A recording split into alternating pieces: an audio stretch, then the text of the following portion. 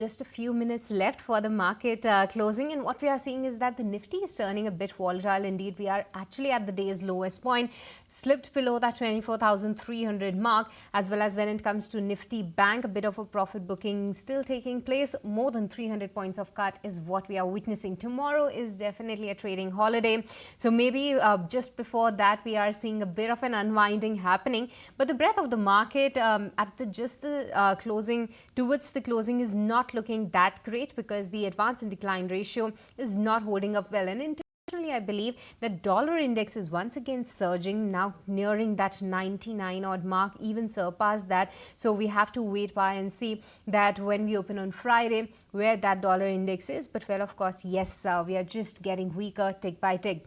But life insurance counters, those stocks are doing very well. They are in for a very strong closing. Bharti Airtel too has been one of the strong contenders. And other than that, it's HDFC Bank that is trying to lend some bit of a support to the markets. But it's HUL that is now one of the top gainers in the Nifty 50. And Kunal, quickly, if I can have your take, because at the start of the day, I was just looking that some of these FMCG counters were buzzing, and when markets turn volatile, defensives come at the forefront. But do you believe it's time to actually look into some counters? Yeah, I think many of these FMCG stocks, they should be bought at current levels, because there are two things which have happened. One is that these stocks have gone through a pain of 6-7 months. These stocks have corrected by 30-40%. Broadly from their September 2024 highs, which is a very rare kind of an exception, because these stocks, they generally don't tend to fall in a matter of 3-6 months by that kind of a margin. And then the base building has already happened for the last 2 months for these names. HUL has formed a good base at sub 2200 marks, spent almost 1.5 to 2 months at those levels, and then managed to pick up pace further. So I believe that when the market gets into a volatile phase, and especially for a sector which has already been beaten down over the last 6 months or so, I think it's a good time where one should look at buying these spaces. Okay, that's the take on the FMCG pack. But Siddharth, good to have you on the show. Chandan, good speaking with you as well. And Kunal, we'll let you go on that note. And I'm going to quickly hand it over to Snehi for the closing trades.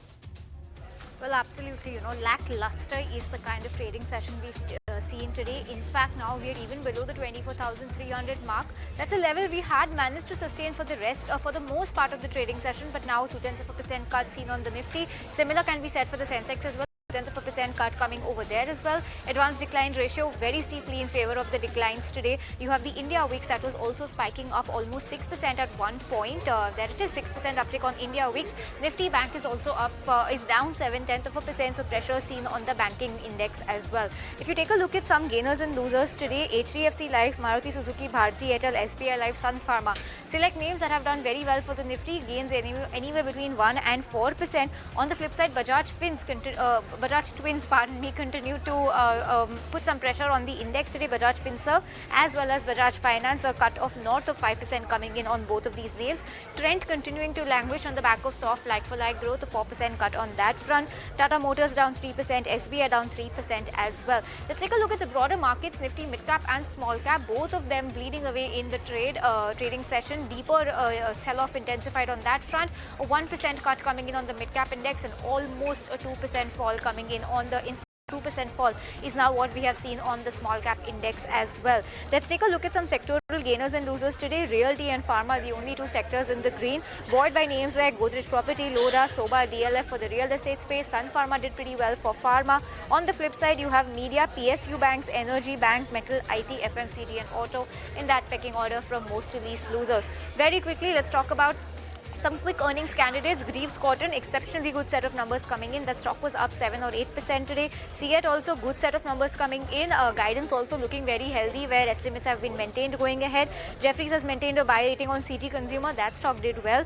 Uno Minda, board of the JV of the company, have approved detailed project report for the development of high voltage project. So that is a positive news flow. Zydus has also received a positive nod for their cholesterol drug. Lots of stocks in focus today, but at the end of the day, it's the bears that have had the session go their way today. A 0.3% cut is what we've seen. Sub the 24,250 levels will give those some time to settle, but that's what our earnings session has summed up to be like. Market holiday tomorrow, and we'll see you on Friday.